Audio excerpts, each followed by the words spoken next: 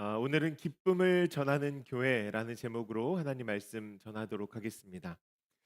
몇 해 전에 전쟁으로 인하여서 우크라이나에서 난민이 된 성도님의 이야기를 들은 적이 있습니다. 그녀는 자녀 셋을 데리고 국경을 넘어 폴란드로 도망을 쳤습니다. 난민 캠프에 도착한 그녀는 도저히 웃을 수가 없는 상황인 것이죠.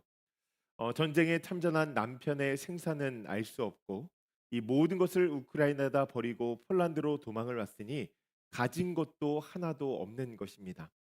그런데 그곳에서 매일 찬송을 부르며 자신처럼 피난 온 난민들을 케어하고 그들에게 복음을 전하기 시작한 거예요. 그녀를 유심히 지켜보고 있던 한 사람이 그에게 물어봤습니다. 왜 그렇게 기뻐하십니까? 그랬더니 그녀가 이렇게 답했다고 합니다. 예수님은 전쟁이 일어나기 전에도 나의 구원이었고 지금도 나의 생명이십니다. 내가 가진 것은 다 사라졌지만 주님은 여전히 내 옆에서 동행하여 주시고 나의 기쁨이 되십니다. 그래서 이 기쁨을 함께 나눠야겠다는 생각을 하게 되었습니다. 실제로 그녀를 통하여서 수십 명의 난민이 하나님의 말씀을 듣고 위로를 얻고 복음을 듣고 예수 그리스도를 영접하게 되었다고 합니다. 오늘 본문이 주는 그 메시지를 삶으로 살아낸 여인인 것이죠.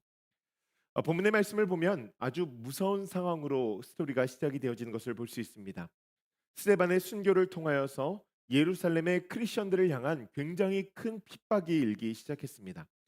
믿음의 사람들은 더 이상 그곳에서 살 수 없었어요. 산불이 강한 바람을 타면 피해야 되는 것처럼 그들은 극심한 핍박을 피해야 했습니다. 그 지역을 떠나야 했다는 것이죠. 맹수의 습격에 놀라 자신의 바운더를 넘어야 했던 그 양떼들처럼 그들은 두려움과 속상함과 불안함 가운데 이 고향을 떠났습니다.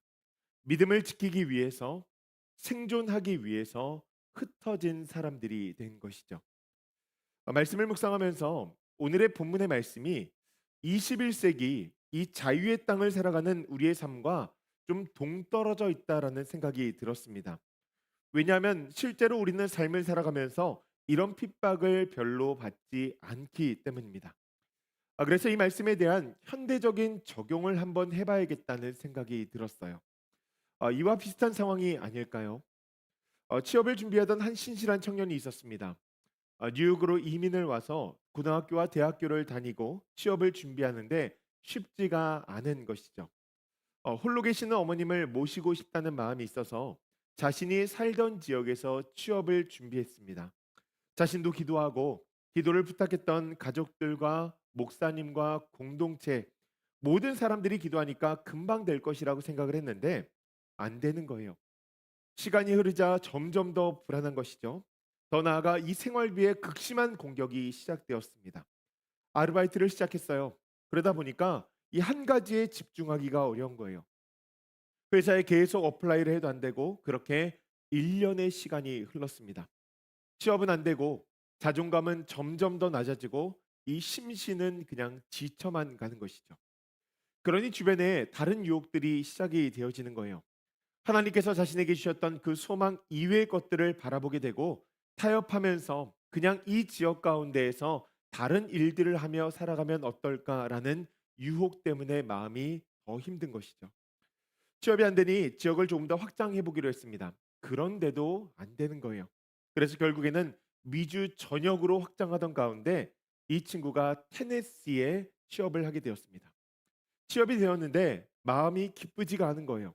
먹고 살기 위해서 생존을 위해서 자신의 살던 지역을 떠나 흩어진 사람이 되었으니 그 마음에 속상함이 있는 것이죠.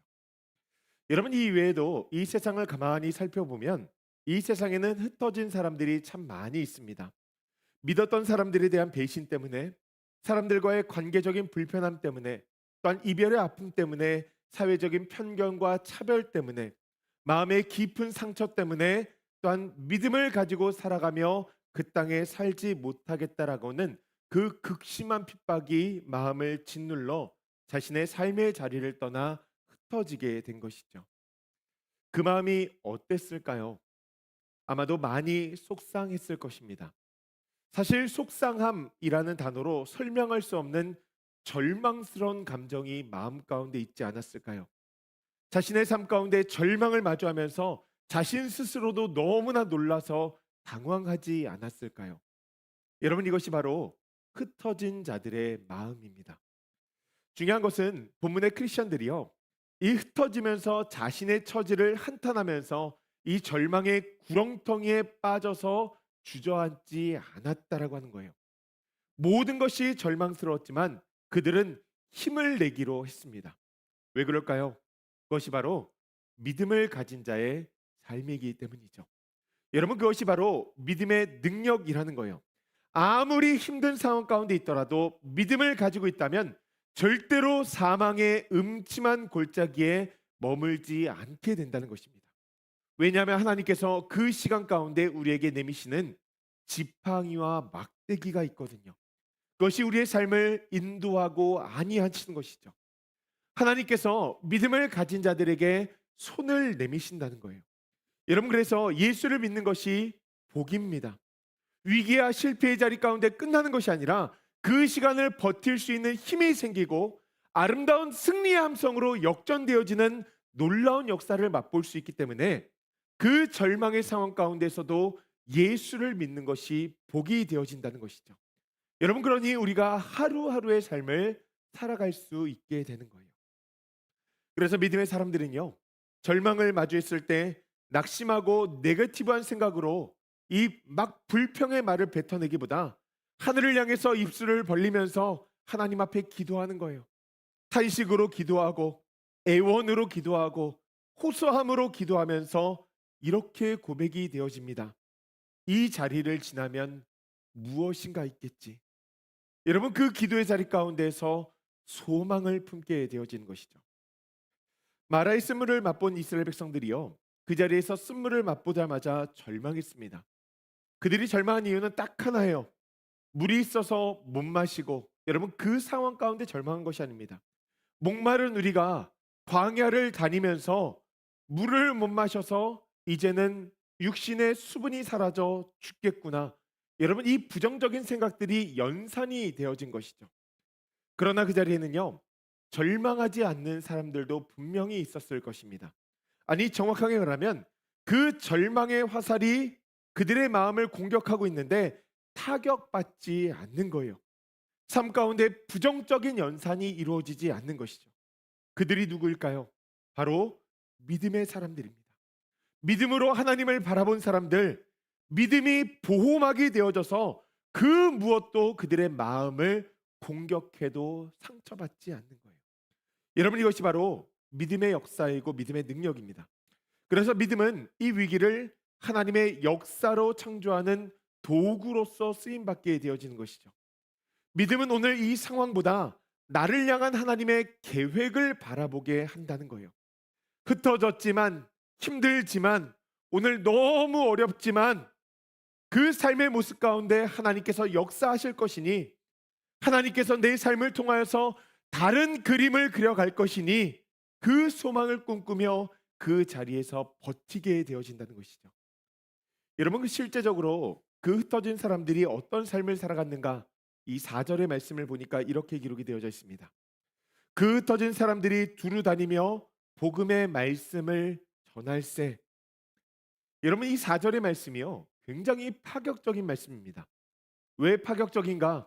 1절과 3절의 말씀을 보면 이렇게 기록이 되어져 있어요. 사울은 그가 죽임을 당함을 마땅히 여기더라. 그날에 예루살렘에 있는 교회에 큰 박해가 있어 사도 외에는 다 유대와 사마리아 모든 땅으로 흩어지니라. 연이어 3절도 이렇게 기록되어집니다. 사울이 교회를 진멸할새 각 집에 들어가 남녀를 끌어다가 옥에 넘기니라. 아멘. 여러분, 그들이 핍박을 당하고 그 땅에서 못 살겠다, 그렇게 흩어진 이유는 그들이 예수를 믿었기 때문입니다. 믿음 때문이에요. 믿음 때문에 핍박을 받고 불안과 두려움 가운데에서 믿음의 자유를 찾아서 어떻게든지 살아보고자 나아가고자 했다는 것이죠. 그렇게 삶의 터전을 떼어나게 되었는데 흩어지면서 다시 새로운 곳에 정착해서 그 일을 반복하는 거예요. 여러분, 생각해 보십시오. 이것은 핍박을 자초하는 행위입니다. 그런데 그들은 그것을 스스럼 없이 하며 살아갔다는 것이죠. 저는 말씀을 보면서 여기에서 질문이 하나가 생겼어요. 그들은 왜 그랬을까? 정말 그들이 그랬을까? 도대체 이 말씀의 의미가 무엇일까? 아마도 누군가는 그들이 마음 가운데 말씀에 대한 확신을 가지고 있었기 때문에 그랬을 것이다 라고 생각했을 것입니다. 또한 어떤 사람들은 말씀에 대한 뜨거운 열정이 있으니 그랬을 것이다 라고 생각했을 거예요. 맞습니다. 그들은 말씀에 대한 확신도 가지고 있었고 말씀에 대한 열정도 가지고 있었어요.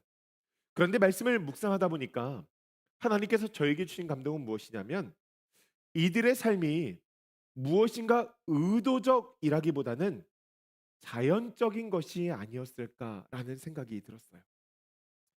여러분, 제가 오늘 아침에 향수를 좀 많이 뿌리고 왔습니다. 여러분, 혹시 저랑 이렇게 스치면서 저한테서 좀 이렇게 상큼한 냄새가 나는 것 느끼신 분 계세요? 다음번엔 두 배로 뿌리고 와야 되겠는데, 여러분, 향수를 뿌리면요 그 향이 어디를 가도 자연스럽게 납니다. 우리가 지우려고 해도 지워지지가 않아요.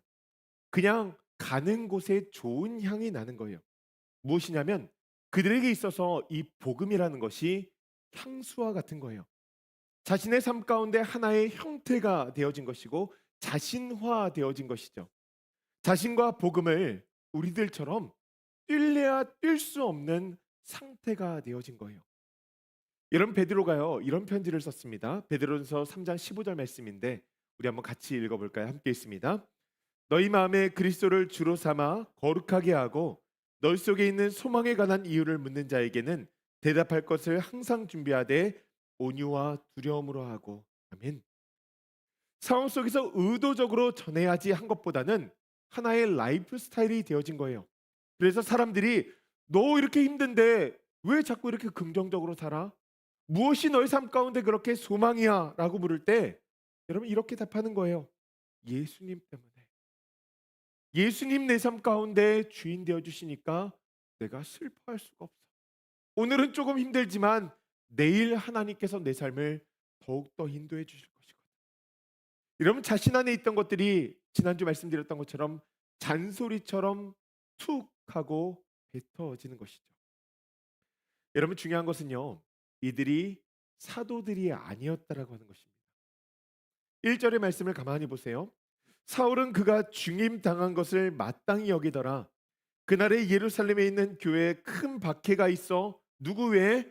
사도 외에 다 유대와 사마리아 모든 땅으로 흩어지니라. 아멘. 여러분, 오늘날로 이야기하면 목회자들 아니었다는 거예요. 성도들이었다라고 하는 것입니다. 여러분, 기쁨을 전하는 공동체의 첫 번째 특징이 무엇이냐면 목회자만 아니라 모든 성도가 하나님께 진심인 공동체, 말씀이 중심에 바로 세워진 사람들, 말씀을 살아내는 삶이 되어진 것을 전하는 교회라고 하는 것입니다. 말씀을 준비하면서 기도할 때 하나님께서 저에게 그런 소망을 주셨어요. 이런 성도들로 조이풀 교회가 가득 찼으면 좋겠다. 주의 말씀을 듣고 한 주간 삶 가운데 말씀과 동떨어져 살다가 다시 지친 모습으로 이 자리에 나오는 것, 여러분 그것도 귀하죠. 여러분, 그런데 그걸 어떻게 한평생 하겠어요? 그건 너무 힘들잖아요. 그러니까 이제는 믿음의 프로가 돼야 되는 것이죠. 여러분, 믿음의 고수가 되어지기를 주님의 이름으로 간절히 축복합니다. 말씀과 삶이 뛸래야 떨어질 수가 없는 거예요. 아무리 우리의 삶 가운데 힘겹게 하는 것이 있어도 하나님의 놀라운 역사를 바라보며 나아가는 삶. 그래서 예수 믿고 신앙생활하는 것이 너무 마음 가운데 기쁜 거예요. 누구를 만나도 간증이 터지고 교회를 자랑하고 싶고 우리 예수님의 역사가 얼마나 큰지 알려주고 싶은 그 예수님만 높이는 삶, 그 삶을 살아갈 수 있는 우리 조이풀교의 모든 성도들 되어지기를 주님의 이름으로 간절히 축복합니다. 본문을 보면 그 사람들 가운데 한 사람을 이야기하는데 그의 이름은 빌립이었습니다. 본문에 기록된 빌립은요, 이 초대교회 7집사 중에 한 사람이죠. 그가 어디를 갔는지 5절 말씀을 보니까 이렇게 기록이 되어져 있습니다. 빌립이 사마리아 성에 내려가 그리스도를 백성에게 전파하니. 아멘. 여러분, 우리가 알다시피 사마리아 땅은요, 유대인들이 가지 말아야 될 땅, 이 유대인들과는 관계가 그리 좋지 않은 곳입니다. 하지만 예수님께서 사마리아 땅에 가서 한 여인에게 복음의 씨앗을 뿌리며 소중하게 복음의 전초 기제가 될 것을 하나님께서 말씀하신 땅이죠. 하지만 이것을 유대인들이 받아들이고 그것을 정서적으로 온전히 동의가 되어서 그 땅으로 나아가기까지는 아마도 시간이 꽤 오래 걸렸을 것입니다. 여러분, 빌립에게 어떤 일이 있었던 걸까요? 왜 그가 사마리아로 가게 된 것일까요? 빌립이 그곳을 선택해서 가지는 않았을 것입니다. 아마 다른 지역으로 가고 싶었을 거예요. 그런데 하나님께서 이 빌립을 그곳으로 밀어 넣으시는 거예요. 바울이 아시아를 향해서 나아가고자 했지만 그 길을 알아보며 나아갈 때 하나님께서 그 모든 길을 하나씩 하나씩 닫으시면서 그를 마게도냐로 인도하시잖아요. 다윗은 궁안에 머물고 싶었습니다. 그러나 하나님께서 사울을 통하여서 그 궁안에 머물 수 있는 방법을 사라지게 하시고 그를 광야로 내보내시는 것이죠. 요나가 니느웨에 갔던 것처럼 빌립에게도 다른 선택권이 없었다는 거예요. 사마리아에 가야만 했다는 것이죠. 여러분, 말씀을 묵상하는데 우리에게도 이 사마리아가 있지 않을까라는 생각이 들어요. 그것은 바로 우리가 살아가는 이곳 달라스입니다. 아마도 달라스에 너무 이 땅이 좋아서 오신 분도 있었을 것이고 아마도 나름의 사정이 있지 않았을까요? 친구 따라 강남을 오기도 하고 직장 때문에 오기도 하고 몰라서 오기도 하고 비전을 품고 오기도 하고 아마 여러 가지 이유로 하나님께서 여러분들의 삶을 이 땅으로 이끄셨을 것입니다. 중요한 것은 우리의 선택이요, 이 빌립의 삶처럼 하나님의 예언을 성취하는 도구가 되어져야 된다는 거예요. 여러분, 예수님께서 하늘로 올라가실 때 제자들에게 하신 말씀이 있습니다. 그것이 사도행전 1장 8절의 말씀인데요. 우리 한번 같이 읽어볼까요? 함께 읽겠습니다. 오직 성령이 너에게 임하시면 너희가 권능을 받고 예루살렘과 온 유대와 사마리아와 땅끝까지 이르러 내 증인이 되리라 하시니라. 아멘. 여러분, 지금 빌립이 어디에 갔어요? 사마리아. 예수님의 예언을 성취하기 위해서 하나님께서 그 땅에 보내신 거예요. 가서 뭐예요? 권능을 받은 빌립이요, 무엇을 하니까 보니까 7절 말씀에 이렇게 기록이 되어져 있습니다. 많은 사람에게 붙었던 더러운 귀신들이 크게 소리를 지르며 나아가고 또 많은 중풍병자와 못 걷는 사람이 나으니. 아멘. 성령의 권능을 선포할 때 그 땅 가운데 하나님의 통치가 임하는 거예요. 하나님의 강건적인 역사가 임하는 거예요. 여러분, 그 일을 위해서 쓰임 받는 자가 빌립이 되었다라고 하는 것입니다. 여러분, 이것이 바로 복음의 능력이에요. 우리가 온전히 복음을 붙잡고 마음 가운데 중심에 세워두고 살아갈 때 우리의 삶은요, 기뻐질 수밖에 없다는 것입니다. 하나님의 사랑 때문에 기뻐질 수밖에 없고 오늘을 버티게 하신 하나님의 은혜에 기뻐질 수밖에 없고 하나님께서 내 마음을 치유해 주시는 그것에 기뻐질 수밖에 없다는 것이죠. 저는 이 역사가 오늘도 우리의 삶 가운데 동일하게 일어난다고 믿습니다. 우리가 그 말씀을 품고 살아갈 때 그것을 자연스럽게 전하며 나아갈 때 하나님께서 말씀하시는 치유와 회복의 역사가 이 공동체 가운데 또한 달라스 땅 가운데 가득 찰 거예요. 여러분, 기쁨을 전하는 공동체의 두 번째 특징은 무엇이냐면 말씀의 예언을 성취하는 공동체가 되어진다는 것입니다. 여러분, 그런 의미에서 우리의 삶을 한번 돌아봐야 될 필요가 있는 것 같아요. 오늘 우리는 말씀의 삶을 살아가죠. 그렇다고 한다면 우리는 오늘 이 자리 예배 가운데에서 또한 일상의 삶 가운데에서 하나님께서 그리시는 그 그림에 하나의 퍼즐로서 그 그림을 완성해 가고 있는가? 교회도 마찬가지입니다. 10주년을 맞이하는 이 시간들 가운데 한번 고민해 봐야 되겠죠. 하나님께서 왜 이 교회를 세우셨을까요? 제가 성도님들과 이야기를 나누다 보니까 그분들이 이 교회가 엄청난 교회가 될 것이다. 여러분, 이렇게 교회가 세워진 것이 아니더라고요. 아마 마음 가운데 어떤 분들은 그런 꿈을 꾸셨던 분들도 있을 것입니다.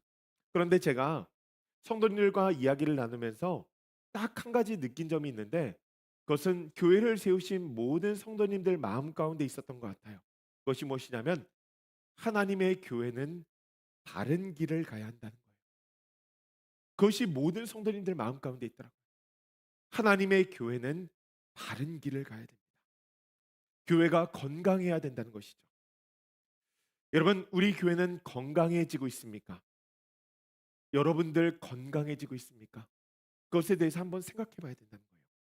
사랑하는 성도님들, 늘 말씀을 소유하고 선포하며 하나님 나라를 확장하는 그 예언의 성취의 도구가 되어지는, 그것을 통해서 기쁨이 되어지는 놀라운 역사가 여러분 삶 가운데 있기를 간절히 축복합니다. 마지막으로 우리가 살펴봐야 될 것은요, 그 성에 기쁨이 일어났다는 거예요. 여러분, 말씀이 선포되어지는 곳에는요 기쁨이 있습니다. 왜 기쁨이 있을까요? 하늘의 에너지가 주입되어지기 때문이에요. 하나님께서 사람을 창조하시고 그의 코에 르하흐라고 하는 바람을 불어넣어 주십니다. 여러분, 그 에너지가 말씀을 통하여서 삶 가운데 주입되어지는 거예요. 그러니 우리가 영적으로 죽어있던 자가 호흡을 하기 시작하는 것이죠. 여러분, 숨을 1분만 안 쉬어도 얼마나 힘듭니까? 우리가 육신 가운데에서 영적으로 호흡을 하지 못하고 있다가 하나님의 말씀을 통하여서 깨우쳐 주시고 그 호흡을 일으켜 주시니 우리가 살만한 거예요. 여러분, 그러니 기분이 좋아지는 것이죠. 여러분, 배가 줄인 자가요, 여러분 아침 안 드시고 오셨죠? 아마 이따 빵 먹을 때 맛있을 거예요. 여러분, 배가 줄이면요 뭘 먹어도 맛있습니다. 그런 것처럼 영적으로 줄인 자가 그 말씀을 먹을 때 얼마나 마음 가운데 기쁨이 이루어져요. 숨이 막히다 호흡이 되어지고 줄인 자가 채워지게 되어지니 기쁜 거예요. 본문을 말씀해 보면요, 이 기쁨이 어디서 일어나는가에 대해서 기록을 하는데 8절 말씀해 보니까 이렇게 기록이 되어져 있습니다. 그 성에 큰 기쁨이 있더라. 여러분, 그 성은요 사마리아 성이죠. 유대인들에게 있어서 혐오의 땅이고 회피의 땅, 그 땅이 하늘의 기쁨으로 덮였다는 거예요. 여러분, 이 말씀의 의미가 무엇이냐면 우리에게 주어지는 그 기쁨은요 편안한 곳에서 일어나지 않는다는 것입니다. 여러분, 편안함을 추구하는 것은요 세상의 기쁨입니다. 거짓 기쁨이에요. 하나님께서 우리에게 주시는 제사를 보십시오. 이 예배를 여러분 한번 가만히 보세요. 구약의 말씀을 보면 이 제사를 드릴 게 얼마나 힘겹게 드리는지 모릅니다. 여러분, 그 정신은 오늘날도 동일하죠. 우리는 편안한 것이 아니라 하나님의 기쁨을 위해서 에너지를 사용해야 되고 최고를 사용해야 된다는 것이죠. 불편한 곳에서 도전해야 되는 것, 여러분, 것이 기쁨이고요. 그 기쁨을 통하여서 우리는 하나님을 얻게 되어지는 성취를 얻게 되어지니 마음이 기뻐진다는 거예요. 여러분, 그래서 참된 기쁨이 일어나는 것을 가만히 보면 꺼리는 곳, 불편했던 곳, 외면했던 곳, 여러분 그런 공동체 가운데 기쁨이 일어나는 것이죠. 여러분, 그곳에 말씀이 임하는 거예요. 여러분, 우리 모두가 그 참된 기쁨을 추구하며 살아갈 수 있는 모두가 되어지기를 간절히 소원합니다.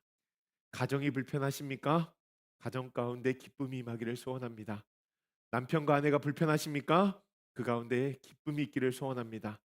자녀들이 불편하십니까? 그 자녀에게 기쁨이 임하기를 소원해요. 여러분들의 직장도 마찬가지입니다. 여러분, 불편했던 모든 것들 가운데 기쁨이 임하기를 간절히 축복합니다. 말씀을 마무리합니다. 저는 지난주에 굉장히 신비로운 경험을 했습니다.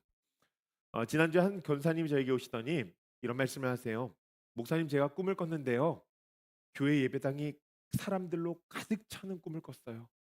그래서 제가 죄송하지만 속으로 비웃었습니다.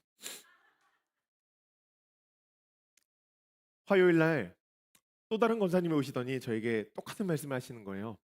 목사님, 제가 꿈을 꿨는데 교회 예배당에 사람들로 가득 찼습니다. 제가 이분들이 왜 이러시나? 제가 이렇게 힘이 좀 빠진 걸 아시는가? 자꾸 이렇게 격려하시려고 하시나? 제가 막 속으로 마음으로 의심했습니다. 저 거짓말 아닌가? 근데 한 주간 두 분이 동일한 꿈을 꿨다는 것이 너무 신기한 거예요. 그래서 그냥 마음 가운데 하나님께서 어떤 일들을 우리에게 하시려고 하시는가라는 생각을 했습니다. 근데 화요일이 지나고 수요일이 지나고 목요일 날 제가 꿈을 꿨습니다.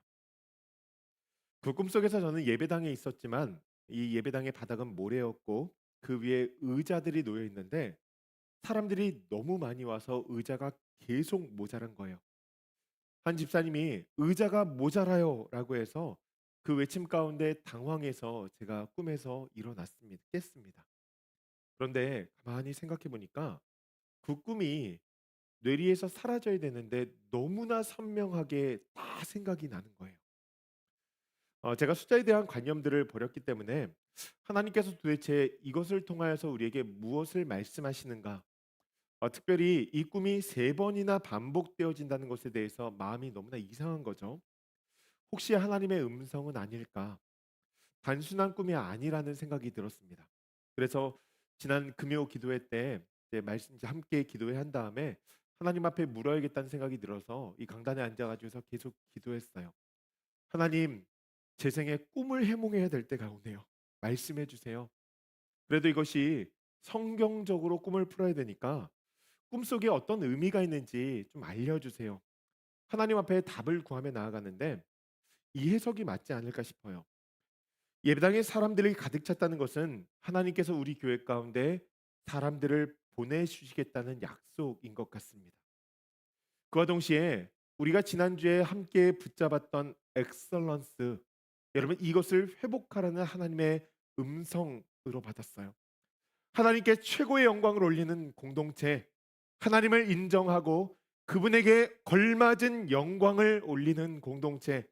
여러분 그렇게 될 때 그 하나님이 하나님 되심을 바라보며 이 교회 가운데 사람들이 예배 드리러 또는 하나님의 사람들이 교제하는 그 모습을 바라보면서 이 교회의 좌석을 채우게 되어질 것입니다. 저는 그것을 믿습니다. 그와 동시에 제 꿈속에 나타났던 모래가 참 마음에 걸렸어요. 긍정적인 의미에서 이 모래는요. 하나님께서 아브라함에게 내 자손을 바다의 모래와 같이 주시겠다라고 말씀하셨습니다. 그렇다고 한다면 이 모래는 그 의자 위에 앉아 있던 수많은 사람들보다 더 많은 사람들이 오게 될 것이라는 의미로 해석되어질 수가 있겠죠. 그런데 다른 해석들도 가능합니다. 다른 의미로 모래는 하나님의 심판을 의미합니다. 신명기 28장에 보면 하나님께서 이 땅에 비 대신 티끌과 모래를 내려서 심판하시겠다고 말씀하셨어요. 또한 예수님은 이 모래 위에 집을 지은 자는 무너질 것이다 말씀하시죠. 그러니 모래는 우리를 심판하는 도구, 모래 위에 세워지는 교회가 아닌가라는 생각이 든 것이죠. 말씀을 하나하나 찾아보면서 하나님께서 도대체 우리에게 말씀하시는 것이 무엇일까라는 생각을 하면서 기도했습니다. 하나님께서 우리에게 두 가지의 메시지를 보내시는 것 같아요. 하나는 하나님께서 우리에게 주시는 부흥에 대한 약속입니다. 하나님께서 분명히 이 공동체 가운데 사람들을 보내서 예배하게 하시겠다는 거예요. 하지만 그와 동시에 모래 위에 세운 집이 되어지지 않도록 이 기초를 반듯하게 세워야 된다라고 하는 것입니다. 그 심판이 있다는 것을 늘 경계하면서 살아가야 된다는 거예요. 너무 신비로운 체험이어서 제가 성경 곳곳을 찾아봤습니다. 여러분 하나님은요 성경에도 또한 역사 가운데 계속해서 사람들에게 꿈을 통하여서 보여주시는 것이 있었어요. 야곱을 위로하시기도 하셨고 다니엘에게 세상의 흐름을 보여주시기도 하셨고 요셉에게 미래에 대한 지침을 주기도 하셨죠. 여러분 그때부터 동일하게 역사하시는 하나님께서 오늘 우리 공동체에게도 말씀하고 계시는 거예요. 그래서 저는 혹시 제 마음이 강팍한가라는 생각을 좀 해봤습니다. 왜냐하면 여러분 하나님께서 기적 같은 것을 일으키실 때에는 마음이 강팍한 자에게 그 마음의 강팍감을 깨어내기 위해서 기적을 일으키시는 거거든요. 그래 믿을 수 있는데 여러분 뭐하러 기적을 봐요? 그래서 제 마음을 다시 한번 생각해 보게 되는 것이죠. 그와 동시에 여러분 이 시간 가운데 여러분들의 마음도 한번 돌이켜 보기를 간절히 소원합니다. 하나님께서 주시는 그 말씀을 온전히 우리가 붙잡고 살아가고 있는가? 여러분 하나님께서 우리 교회를 지금 바라보고 계십니다. 준비하고 깨어 있으라고 말씀하시는 거예요. 기초를 단단히 세우라는 거예요. 여러분 그 사명 감당할 수 있는 교회가 되어지기를 간절히 소원합니다. 왜 10주년이 되어지는 이 시기 가운데 하나님께서 그런 꿈들을 여러 사람들에게 보여주시면서 교회를 향하여서 말씀하시는 걸까요? 여러분, 그만큼 간절하다는 거예요, 하나님께서. 이 세상에 정말 힘들게 살아가는 사람들이 많이 있는데 그 사람들이 기뻤으면 좋겠다라고 하는 거예요. 여러분, 우리 공동체를 한번 가만히 돌아보십시오. 우리 공동체 가운데에도 너무나 힘들게 살아가는 이들이 많지 않습니까? 기쁨이 없는 거예요. 여러분, 그 기쁨을 세상 가운데 전할 수 있는 교회가 되어지기를 간절히 소원합니다. 그래서 우리가 모두가 함께 하나로 똘똘 뭉쳐서 서로가 서로를 케어하면서 서로가 서로를 격려하면서 여러분, 그렇게 함께 기뻐하고 서로에게 말씀을 주면서 정말 그 말씀이 우리의 삶 가운데 중심이 되어서 세상에 기쁨을 전하며 나아갈 수 있는 공동체, 세상에 기쁨을 흘려버릴 수 있는 공동체, 그런 공동체 되어지기를 주님의 이름으로 간절히 축복합니다.